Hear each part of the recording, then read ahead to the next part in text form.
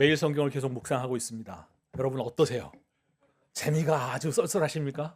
에, 그렇지 않다는 것을 여러분의 표정을 통해서 아주 그냥 그대로 느낄 수 있습니다. 매일 성경을 이렇게 먼저 묵상하고 그 묵상하는 것을 설명해 주는 그런 서비스가 매일 성경 그 성서윤언 페이지에 가면 이렇게 제공되고 있습니다. 목회자들이 그걸 담당하는데요. 목회자들마다 한 주 분량을 담당을 하는 거예요. 지난 이 역대기가 시작되는 그날 담당하시는 목사님이 하시는 말씀이 왜 하필 접니까? 이러시더라고요. 왜 하필 이 어려운 대목을 저한테 맡겨주셔서 저는 어떻게 해야 됩니까? 이렇게 하소연하시는 것을 들었습니다. 예. 그럼에도 불구하고 하나님께서 이 말씀을 기록하게 하신 목적이 있지 않겠습니까? 아멘이죠. 예. 뿐만 아니라 기록된 말씀을 우리로 하여금 읽게 하시는 목적도 또한 있지 않겠습니까? 예. 말씀이 옛날 이야기로 끝난다면 우리는 그냥 옛날 이야기 녹음된 거 들으면 돼요. 그러나 그 말씀하신 기록하신 하나님께서 오늘 이 말씀을 읽고 다시 우리 가운데 선포케 하실 때에는 우리가 들어야 할 말씀이 있어서 오늘 우리에게 이게 허락된 줄 믿습니다. 그러므로 족보 그 지겨운 거 어려운 거 오늘 졸기에 딱 좋은 타이밍이다 이렇게 생각하지 마시고 하나님께서 오늘 나에게 하실 말씀이 있으신가 보다 하는 기대의 마음으로 여러분의 마음과 귀를 집중해 주시기를 바랍니다. 저도 역시 어렵습니다. 그러나 저도 기대하는 마음을 갖고 우리 다 같이 역대상 4장 1절부터 10절까지의 말씀을 한 절씩 번갈아 읽도록 하겠습니다. 유다의 아들들은 베레스와 헤스론과 갈미와 훌과 소발이라.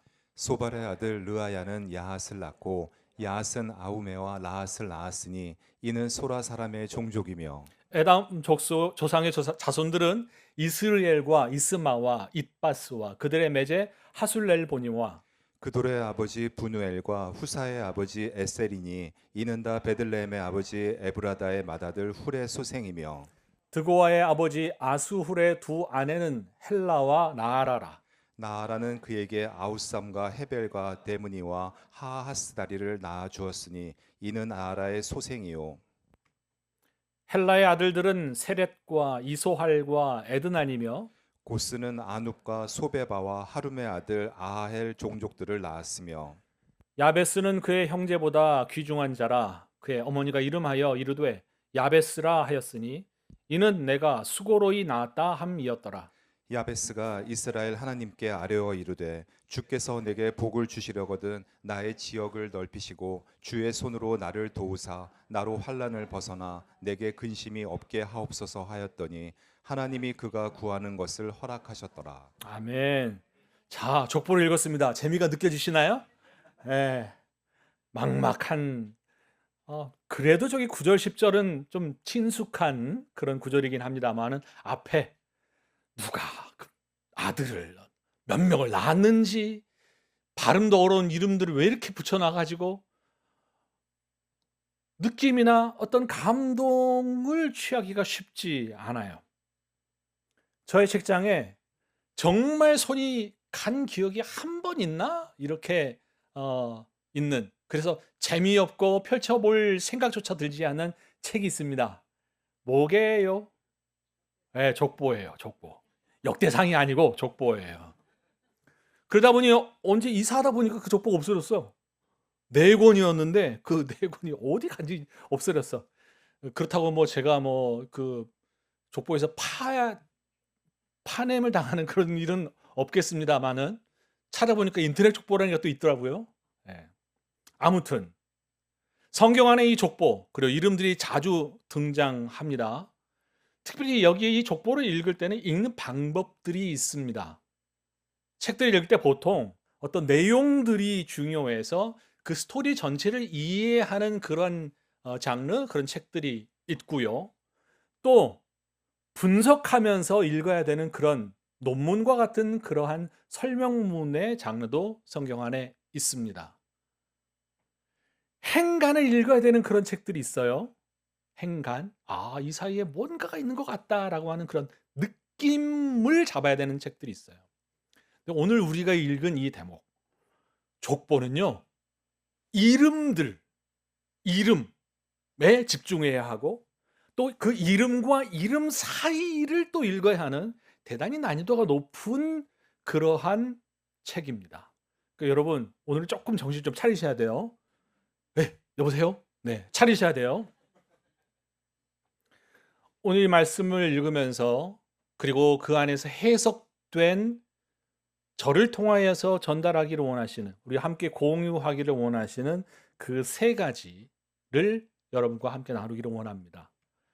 족보를 쓰신 이후 주보인을 이렇게 했습니다는 제가 부제를 붙였습니다. 족보를 통해 하시는 말씀이라고 붙였어요. 그 첫 번째 같이 읽겠습니다. 시작. 꽉 붙들라 하나님의 약속이 나를 붙드신다. 다시 한번 시작. 꽉 붙들라 하나님의 약속이 나를 붙드신다. 꽉 붙들어라. 하나님의 약속이 나를 붙드신다. 둘 다 붙든다라는 표현이 있습니다. 어느 쪽이 셀 것 같습니까? 세게 쥔 쪽? 하나님의 붙드시는 손이 훨씬 센 거 알고 계시죠? 하나님 붙드시는 것이 있음에도 불구하고 우리 편에서도 또 그것을 붙드는 이 행동이 우리 안에 있어야 할 줄 압니다. 자, 살펴보겠습니다. 역대상 1절부터 9절까지 이렇게 기록되어 있습니다. 1절부터 4절까지는요. 다윗의 아들들의 명단이 나옵니다. 다윗이 헤브론에서 낳은 아들들은 이러하니라고 하면서 맏아들은 둘째는 셋째는 쭉 하면서 여섯째까지 기록되어 있고 5절부터 9절까지는 예루살렘에서 또 낳은 아들들의 이름이 쭉 나왔어요. 다윗 중요한 사람이니까 그 아들들의 이름을 쭉 기록한 거 이해돼요. 그렇죠? 그런데요. 그 뒤에 나오는 10절부터 솔로몬의 아들로 시작되는 기록이 여기에 써 있습니다. 솔로몬의 아들은 르호보암이요, 그의 아들은 아비야요, 그의 아들은 아사요, 그의 아들은 여호사밧이요, 그의 아들은 요람이요, 그의 아들은 아하시야요, 그의 아들은 맨 16절에 여호야김의 아들들은 그의 아들 여고냐, 그의 아들 시드기야요. 우리가 읽을 때는 별 감동이나 뭐 와닿는 게 없어요. 그런데 이 기록을 누군가가 읽어주는 당시 독자들에게는 이 명단이 불편한 이름들이에요. 고개가 갸우뚱해져요. 아니 꼭 이 이름을 여기에 넣었어야 됐어요 라고 그렇게 반문이 일어나는 그러한 왕들의 이름입니다. 왜요? 솔로몬의 성전을 건축할 때 그래도 괜찮았죠. 뒷부분에 갈수록 점점 하락해 가고 쇠퇴해 가는 명단들인 거예요. 망해가는 정도가 아니라 하나님을 적극적으로 반대하고 우상을 열심히 섬겼던 이름들이 여기에 기록되어 있어요. 그러니까 듣는 사람들이 마음이 불편해. 그냥 싫어하는 사람 정도가 아니라 이 사람들이 우리 왕들의 이름이요 라고 소개를 하고 있기 때문에 굉장히 마음이 언짢습니다. 그럼 질문이 생겨요. 아니 그렇게 불편하고 언짢고 좀 뺐으면 좋겠고 족보에서 파내 이럴 만한 대상을 왜 기록하셨을까라는 거예요. 왜?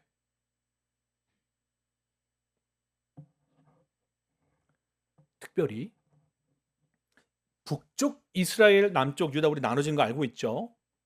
북쪽 이스라엘은요. 그 왕들이 19명이 기록되어 있는데 그 19명이 9개의 왕족으로, 그러니까 9개의 성을 가진 사람들로 구성이 되어 있습니다. 9개 왕조예요. 그러니까 우리로 치면 김씨 왕가, 이씨 왕가 뭐 이렇게 쭉 달리 되어 있던 거죠. 뒤죽박죽 섞여 있어요. 배반하고 이렇게 하는 부분들이 아주 그렇게 이스라엘이 채워져 있다면 남쪽 유다는 다 다윗의 후손들로만 채워져 있어요. 한 개의 가문으로 다윗의 후손으로 쭉 20명의 왕들이 기록되어 있어요. 이런 이름들 왜 기록해 놓으셨냐? 하나님께서 하신 그 약속 때문에 그렇습니다. 사무엘하 7장 12절부터 16절까지 내용입니다.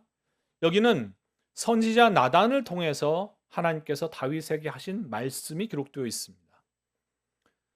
간단히 요약하면 이렇습니다. 너 생명이 다해서 눕게 될 때 내가 그 뒤를 이어서 그의 나라를 견고하게 하겠다. 그 이름과 집을 건축하겠다. 나라 왕위를 영원히 견고하게 하겠다. 나는 그에게 아버지가 되고 그는 내게 아들이 되겠다. 하지만 그가 만일 죄를 범하면 내가 사람의 매와 인생의 채찍으로 징계할 것이다. 그러나 그 안에서 사울에게 내가 했던 것처럼, 사울에게서 은총을 빼앗은 것처럼 그 후손들에게 하지는 않겠다. 16절 여러분이 같이 읽습니다. 시작. 내 집과 내 나라가 내 앞에서 영원히 보존되고 내 왕위가 영원히 견고하리라 하셨다 하라. 내 집과 내 나라, 내 왕위가 영원히 견고하게 세워가도록 할 것이다. 이게 하나님의 약속이었어요. 그래서 아까 우리가 봤던 것처럼 솔로몬의 아들, 계에서 쭉 이어져 간 기록이 바로 그 기록인 거예요. 그러면 예쁜 것도 없고 칭찬할 만한 것도 없는데, 야, 내가 다윗에게 내가 콩깍지가 씌어서 다윗에게 그렇게 약속했는데 하나님께서 참고 참으시면서 그 약속을 어거지로 지켜내신 건가? 아니에요. 하나님은 다윗의 가문, 다윗의 족보를 이렇게 쭉 이어가시는 것을 통해서 하나님이 얼마나 신실하신 분인가 하는 것을 증명해 내셨습니다. 심지어 칭찬할 만한 것 없고 메뚜드려 맞아야 마땅한 왕들을 거기에 하나님의 약속이라고 하는 것을 거기에 덧붙여서 하나님께서 진행되게 하시는 거예요. 어울릴 수 없는 조합인데도 하나님은 그 위에 약속이라고 하는 것을 덮으신단 말이죠. 요새 하도 그 음식들이 퓨전이 많이 나와서 다양합니다만은 여러분, 붕어빵에는 뭐가 들어가 있어야 돼요? 전통적으로 팥이 있어야 되잖아요. 그죠? 예. 어울리는 부분이 있단 말이죠. 근데 만약 붕어빵에 김치 넣으면요? 청국장 집어넣으면요? 어울리지 않잖아요. 그보다 더 어울리지 않는 이름인데도 불구하고 하나님의 약속이 하나님으로부터 발현되어서 하나님은 다윗의 가문을 복되게 하고 계시는 거예요. 뿐만 아니라 이 흐름이 어디까지 연결되는가? 마태복음 1장 1절 같이 읽습니다. 시작. 아브라함과 다윗의 자손 예수 그리스도의 세계라. 예수 그리스도의 세계라. 지금은 예수 그리스도의 계보라 이렇게 표현해놨습니다만은 그 전에 번역본은 세계라 이렇게 썼습니다. 예수 그리스도 세계 안에 속할 사람들을 위하여 하나님은 다윗의, 솔로몬의, 그리고 쭉쭉쭉쭉 그 아들의 조합이 영 이상한 모양인데도 불구하고 하나님은 이 세계 속에 집어넣을 문 영혼들을 위하여 하나님은 그 족보를 이어가게 해 오셨다는 말씀입니다. 그러므로 사랑하는 여러분, 오늘 여러분이 여기 앉아 있어서 나는 예수 그리스도의 세계에 속한 사람이라 그렇게 여러분이 믿고 계신 여러분, 그것은 여러분의 선택과 여러분의 열심으로가 아니라 하나님의 선택과 하나님의 열심으로 인하여 여러분 안에 이 일이 일어난 줄 믿습니다. 하나님께서 여러분을 붙드셨단 말이에요. 하나님께서 여러분을 향한 하나님의 약속을 성취시키셨단 말이에요. 어느 때에 내가 나를 봐도 야, 이 꼬라지 이런 사람을 내가 나를 봐도 사랑스러운 게 없어. 내가 나를 봐도 기대할 만한 게 없어. 제가 저만한 나이 때 제일 곤혹스러운 질문, 너 커서 뭐 될래? 이렇게 물으면 멍해지고 글쎄 나는 뭘 해야 될까? 고개가 저절로 숙여지는 그때에 하나님께서 말씀하시기를 내가 너를 사랑한다. 아니 하나님 뭐예요? 내가 나를 봐도 뭐 이쁜 구석이 있어야죠. 왜 사랑하세요? 그렇게 되물었더니 얌마 사랑한다니까? 또 물었어요. 아니 그러니까 이유를 대시라고요. 씩 웃으시면서 사랑해. 내 안에서 이유를 알 수 없는 하나님의 설득이, 하나님의 그렇게 저를 향해서 쳐들어오시는 하나님의 그 감동이 그냥 받을 수밖에 없는 거였어요. 그렇구나. 아무 이유와 근거가 나에게 없을 때 하나님은 나를 찾아오셨다. 바로 그 이유가 우리가 낙심하고 좌절하고 무기력하고 살아갈 힘조차 없어지고 앞에 어떤 기대나 계획이나 그 무엇도 그릴 수 없는 그런 상태임에도 불구하고 하나님이 나를 사랑하셔서 하나님의 자녀 삼으셨다고 하는 그 사실 때문에 우리가 일어나게 되는 줄 믿습니다. 그러므로 제가 여러분에게 당부드립니다. 하나님의 약속이 여러분을 꽉 붙잡고 계시다고 하는 그 사실을 여러분 붙드시기를 바랍니다. 이 땅에 이 소식을 들어야 될 사람이 너무너무나 많습니다. 인기 절정을 달렸던 사람들이 픽픽 쓰러지는 세상, 많은 것을 얻었다고 생각하는 그들이 결국 마음에 공허하여 사람들의 환호가 떠난 그 빈 자리에 그 밀려오는 허무감 때문에 인생을 더 잊지 못하는 사람들이 많습니다. 왜 그럴까요? 뭔가 더욱더 채우기 위하여 무언가가 나를 붙잡아 줄 수 있을까 싶어서 발버둥 치고 있는 사람들이 많습니다. 김윤혜 선교사님, 방문한 사람들, 유학생들, 그들에게 한 번이라도 더 예수 그리스도의 복음이 선포될 수 있기를 원하는 그 소원은 작은 소원이 아닙니다.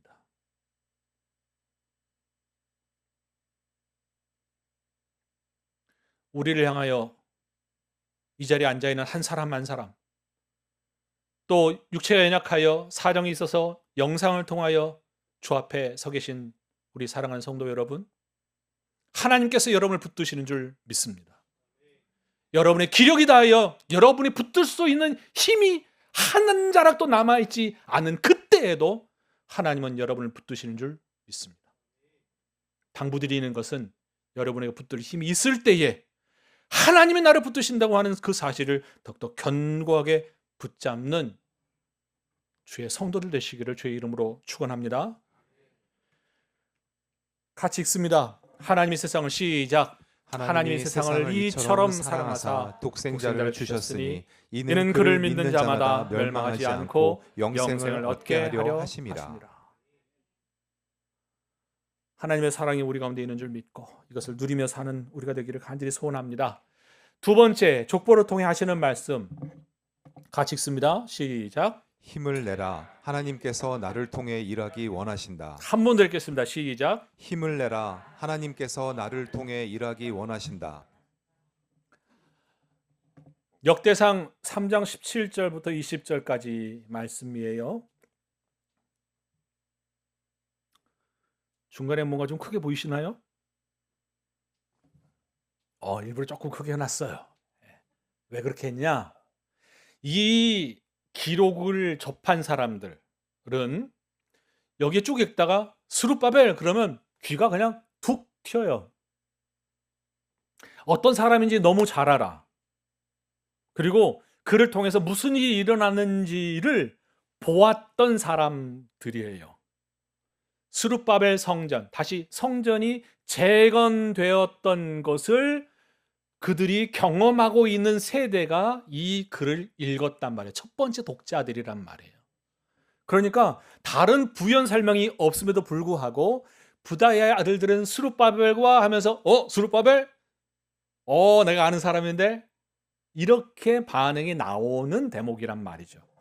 그 스룹바벨에 대해서 하나님께서 어떤 일들을 일으키셨는가?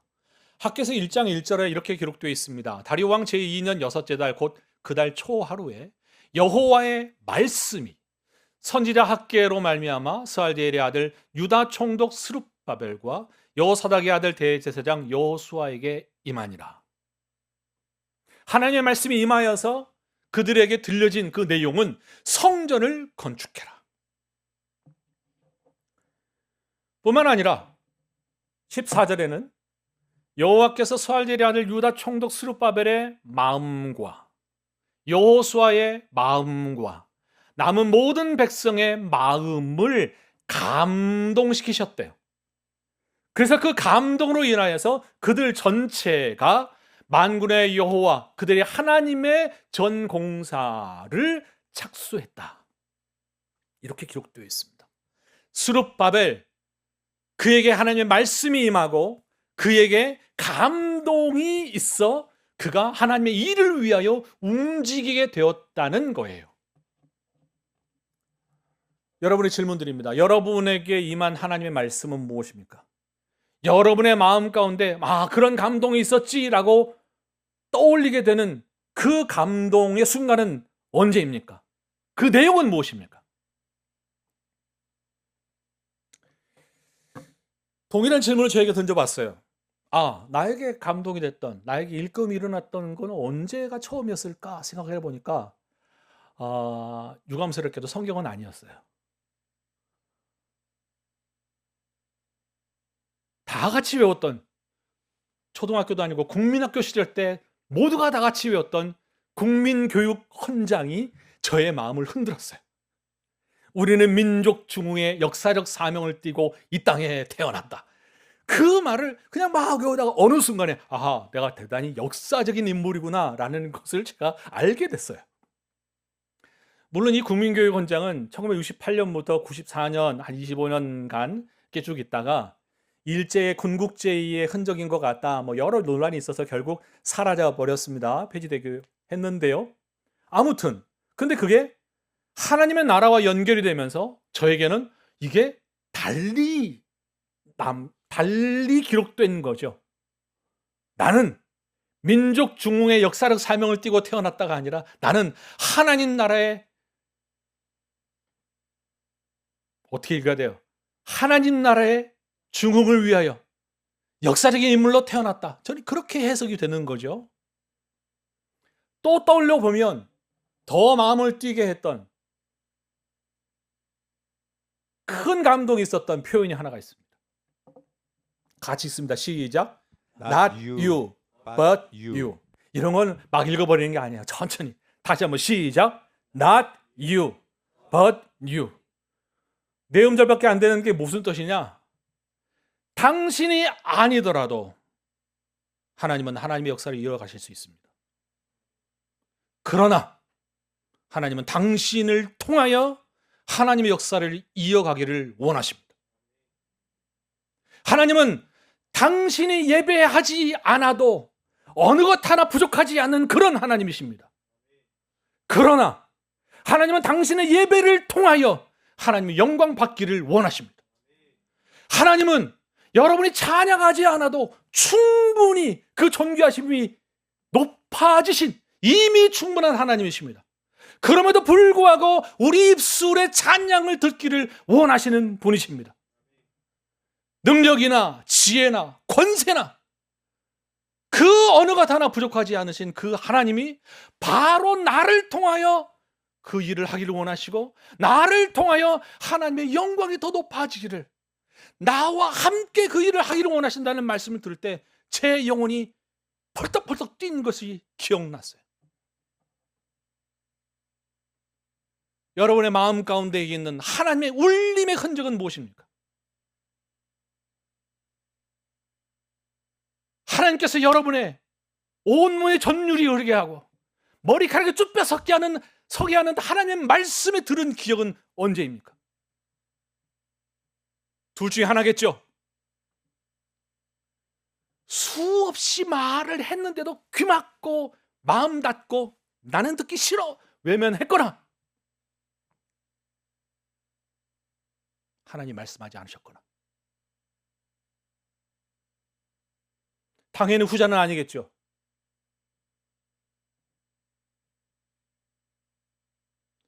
그렇다면 우리는 우리에게 주어진 많은 시간을 귀 닫고 마음 닫고 지나가는지도 모릅니다. 무딘 가슴으로 지나가는 것에 대해서 문제 삼지 않고 막힌 귀에 대해서 별다른 이상함을 느끼지 못하는 무감각한 세월을 많이 보냈는지도 모릅니다.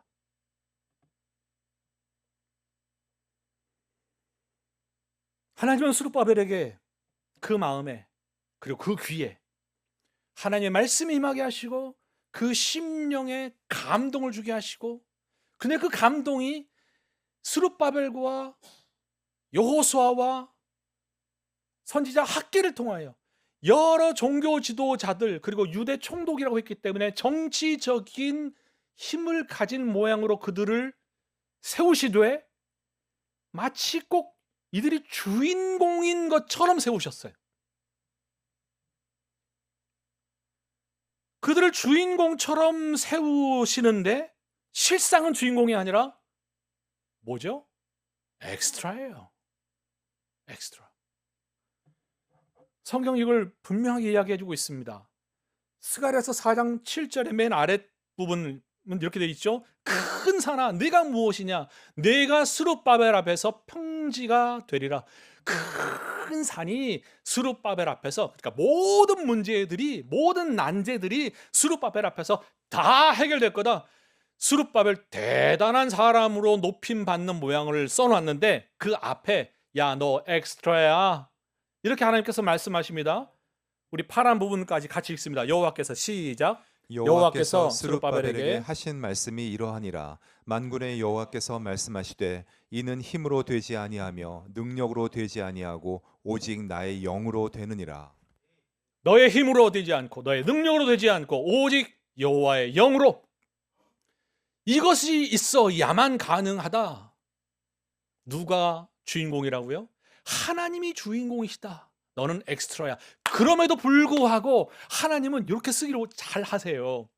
엑스트라인 사람을 갖다가 중심에 놓고 야, 너 아니면 어떨 뻔했니?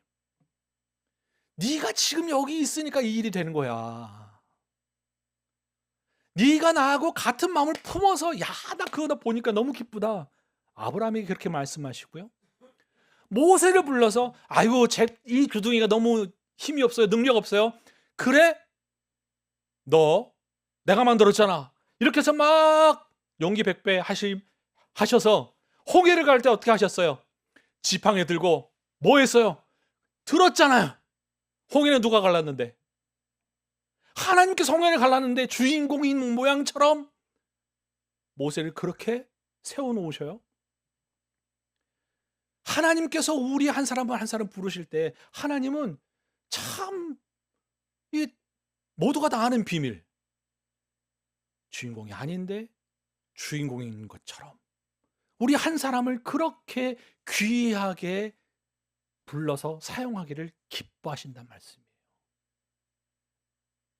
아까 보았던 본문에 스룹바벨 적혀있는 그 자리에 여러분의 이름이 땅땅땅 그렇게 들어가는 인생 되시기를 축원합니다. 하나님은 하나님의 말씀이 들리고 그의 영으로 감동되어 우리 인생에 그 무언가가 꿈틀거리고 일어나는 그 사람을 통하여 하나님의 역사를 이어가기를 기뻐하십니다. 스룹바벨은 주전 516년에 결국 그 성전이 완공이 돼요. 스룹바벨의 마음에 성전을 다시 지어야 되겠구나 하는 그런 강한 충동, 감동이 있었겠지요. 오늘 여러분, 우리가 살고 있는 이 시대를 우리가 생각해 보시죠. 여러분 지금 이 2025년을 우리가 지금 살고 있습니다. 왜 이 시대를 살게 하셨을까요? 왜 한 천년 전이 아니고?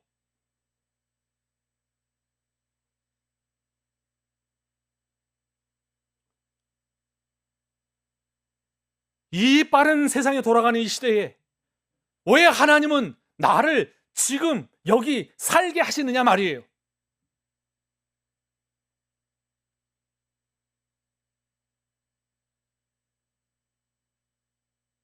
하나님이 심으신 목적이 있겠죠. 머리만 감아도 사인해달라고 하는 동남아, 저 아프리카, 아유, 여권 파워를 누리라고 하신 건 분명히 아닌 것 같고, 이유와 목적이 있겠죠. 사회가 혼란한 이 중에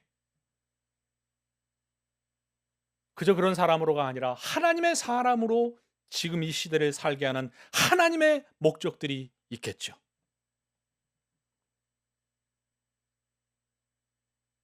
별자리에는 여러 이름들이 있습니다. 그렇죠? 뭐 곰자리, 다양한 자리들이 있습니다. 저는 여러분 모두가 스룹바벨의 자리를 차지하는 사람들이 되시기를 바랍니다.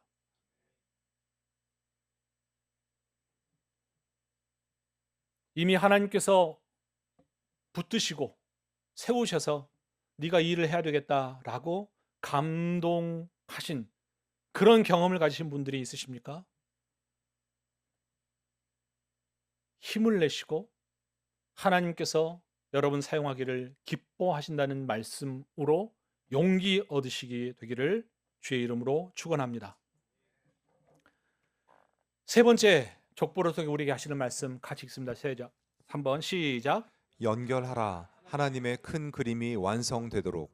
하나님의 큰 그림, 하나님의 나라, 하나님의 역사 이렇게 읽을 수 있겠습니다. 그러나 오늘 저는 이 큰 그림이라는 표현이 더 마음에 남습니다. 4장 1절에는요.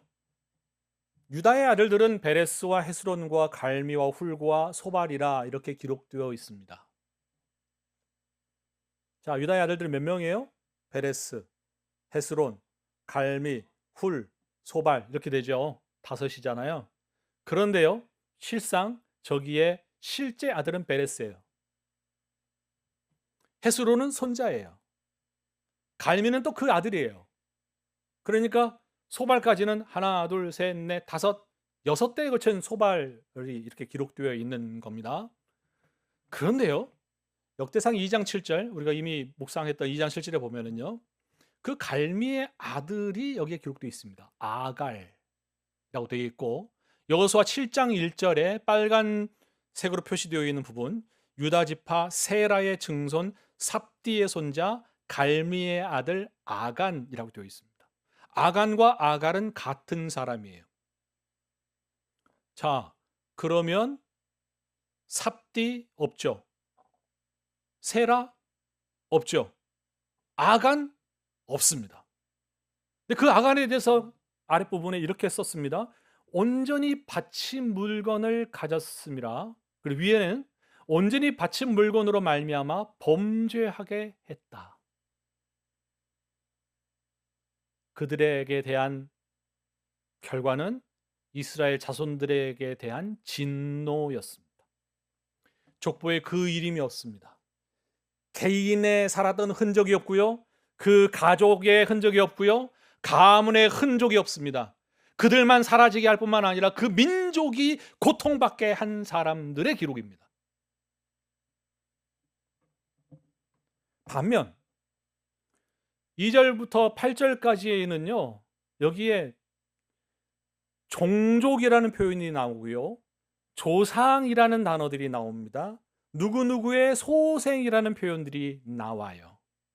그들의 가문이 이렇게 풍성하게 이루어지는 이어져 가고 있는 모습들을 그 아래에 대조적으로 써놓았습니다. 뿐만 아니라 9절과 10절 같이 읽겠습니다. 시작. 야베스는 그의 형제보다 귀중한 자라. 그의 어머니가 이름하여 이르되 야베스라 하였으니 이는 내가 수고로이 낳았다 함이었더라.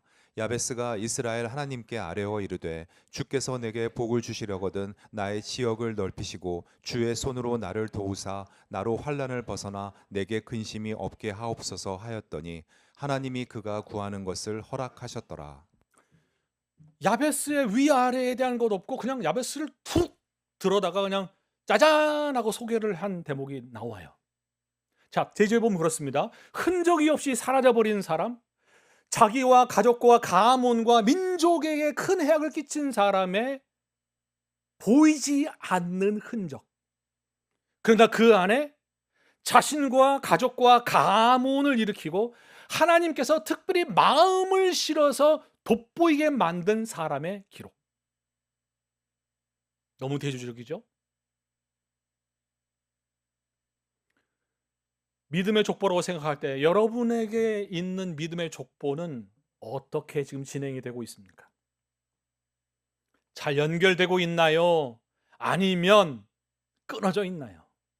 끊어져 있는 정도가 아니라 다른 부정적인 영향력을 계속 이렇게 흘러가게 하고 있나요?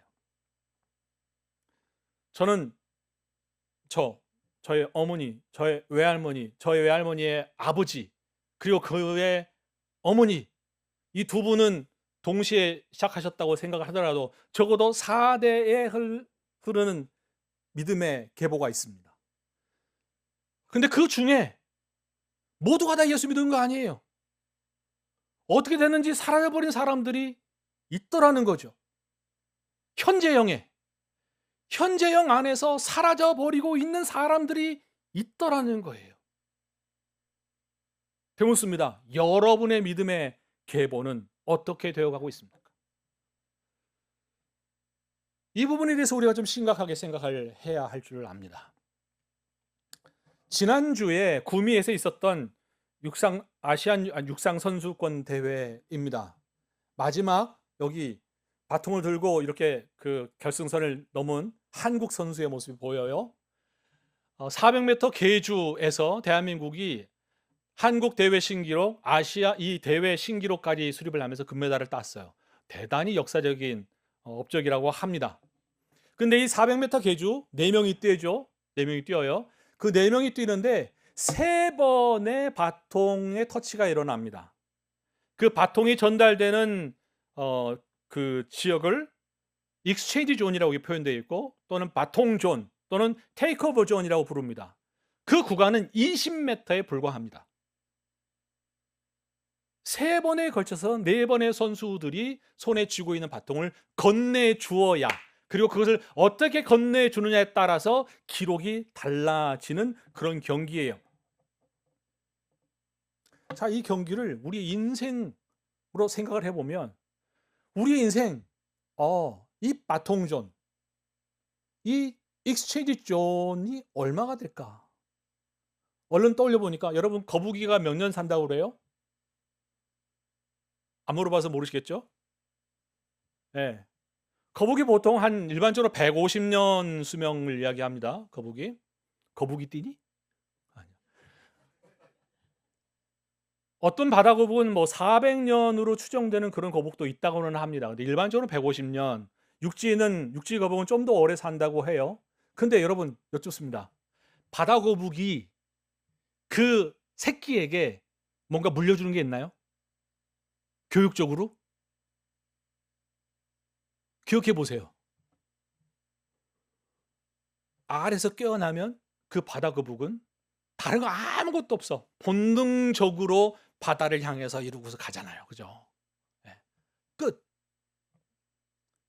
사람은 도대체 몇 년을 같이 있어야 되는 거야. 네? 민서야,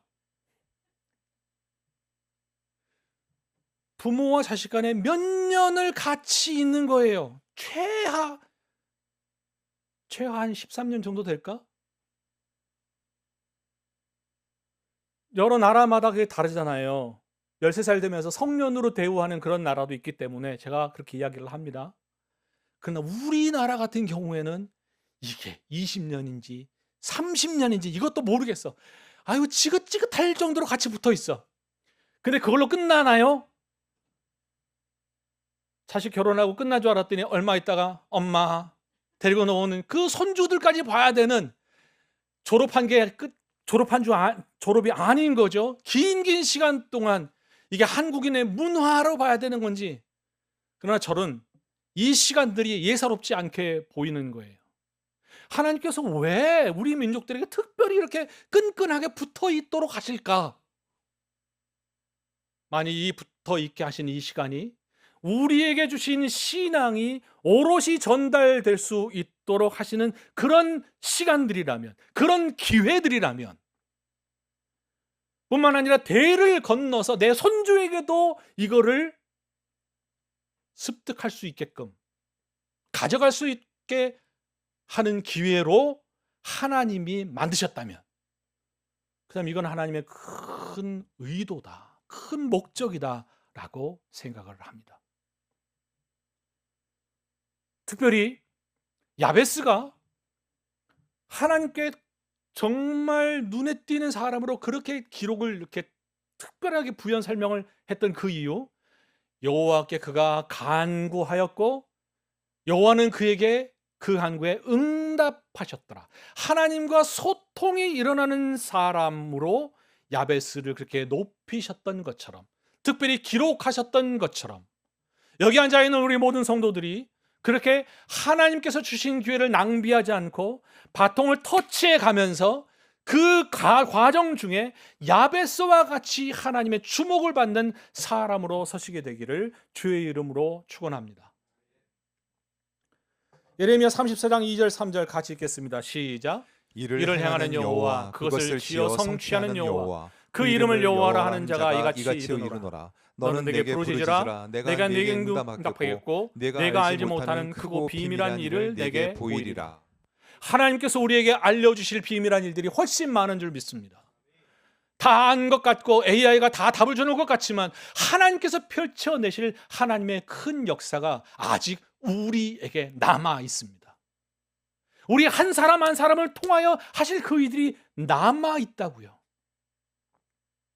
그리고 그 일이 나에서 끝나지 않고 또 다른 바통으로 전달되어져서 우리 가족 안에, 우리 가문 안에 이루어내실 하나님의 역사가 있다는 것으로 믿으시기를 바랍니다. 정리하겠습니다. 여러분, 족보를 읽었어요. 설교를 들었으니까 족보가 좀 새롭게 보이고 그러면 참 좋겠지만 여전히 뻣뻣해요. 그죠? 재미없어요. 감동도 없습니다. 그러나 여러분, 이 족보에 기록된 이 사람들의 기록이 하나님이 보실 때는 어떻게 보일까요? 우리는 그냥 쓱 발음도 안 하고 그냥 대충 지나가는 이 이름들이 하나님 보실 때는 아주 찬란하게 빛나는 보석 조각처럼 보일 것이라 저는 그렇게 믿습니다. 무엇을 위해? 하나님의 큰 그림.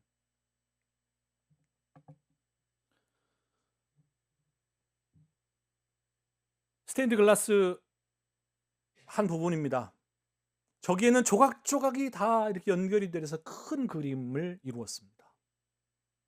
근데 만일 저 그림이 그려지는 캔버스가 온 우주라면 어떤 그림이 지금 그려지고 있을까요?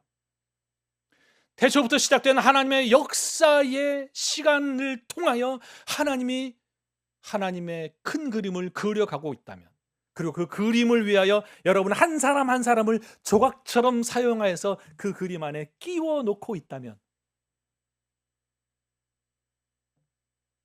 그러나 우리는 그 그림을 볼 수 없습니다.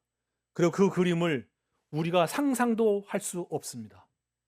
그러나 마지막 때가 되면 우리 모두 하나님께로부터 이런 말을 들을 겁니다. 야, 다 됐다. 뒤돌아봐. 짜잔 하고 우리가 뒤를 돌아볼 때 우리 인생이 왜 그렇게 힘들고 어려웠는지, 내가 왜 이렇게 눈물을 흘리면서 그 시간을 버텨낼 수밖에 없었는지, 도무지 설명되지 않는 시간들과 견디기 어려웠던 그 고통의 시간들까지 다 포함하여 하나님께서 그 조각의 그림들로 끼워 놓으신 그 시간들을, 그리고 그 의미들을 우리는 깨닫는 그때가 우리에게 반드시 올 줄 믿습니다. 그때 우리는 알게 될 겁니다. 하나님 이것 때문이었어요?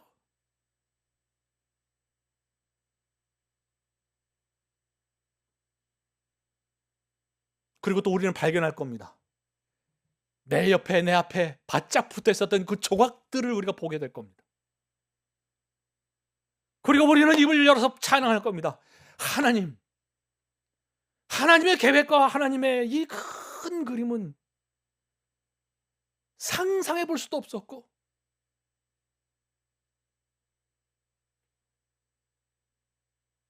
그 누구도 흉내내지 못하는 하나님의 하나님다운 실력으로 하나님의 경륜을 따라 이 온 우주를 채우신 것을 인하여 감사합니다. 하나님을 찬양합니다. 그렇게 우리는 하나님께 영광과 찬송을 올리게 될 것입니다. 그 기록을 성경이 우리에게 담고 있습니다. 성경을 통하여. 그리고 바로 그 조각의 한 사람으로 여러분 한 사람 한 사람이 귀하게 사용되고 빛나게 되기를 오늘 우리 하나님께서 기대하고 계시고 기다리고 계십니다. 그러므로 여러분 자신을 살피고 하나님 앞에 여러분 자신을 드러내기를 기뻐하시기를 바랍니다.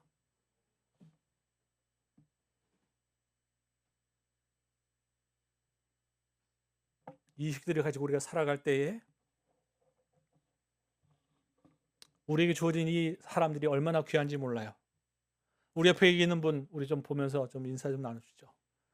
함께 계셔 주셔서 감사합니다.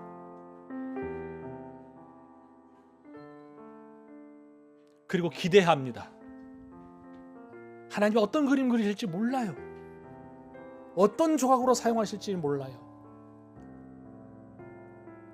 솔로몬에게는 하나님께서 말씀하시기를 인생의 막대기, 사람의 매, 어떤 이는 그런 도구로 사용될 수도 있겠습니다. 그러나 어떤 다시 말해 하나님이 기뻐 사용되기를 원하시는 그 사람은 네가 꼭 있어야만 됐었다. 네 아니면 일할 수 있는 사람이 없어. 이렇게 우리를 주인공으로 세우시는 그러한 순간, 그러한 장소, 그런 삶들이 우리에게 있습니다. 그러므로 사랑하는 여러분, 하나님 제가 알지 못하는 그림을 펼쳐가시는 줄 믿습니다. 저를 초대해 주셔서 감사합니다. 그렇게 믿음으로 나아가는 우리가 되기를 원합니다. 나는 모르지만 지금 지나는 이 시간의 의미를 다 모르지만 하나님은 아시는 줄 믿습니다. 버텨낼 힘 주십시오. 이겨낼 힘 주십시오. 특별히 육체가 연약한 분들이 계시다면 하나님 저희가 낫게 해주세요를 먼저 내세우지 마시고 하나님 제가 꿈꿔야 될 것을 저에게 주십시오. 하나님 제가 인생을 어떻게 살아가야 될지 제 가슴에 먼저 채워주십시오. 그리고 그것을 위해서 저에게 건강을 주십시오. 그렇게 기도하는 여러분 되시기를 바랍니다. 하나님의 하실 일들을 먼저 앞세우는 사람에게 하나님께서 기뻐 역사하실 줄 믿습니다. 주신 말씀을 생각하여 하나님 아버지 감사의 기도를 올려드리고 저를 사용하여 주옵소서. 저를 통하여 큰 그림을 이어가게 하여 주옵소서. 함께 기도하겠습니다.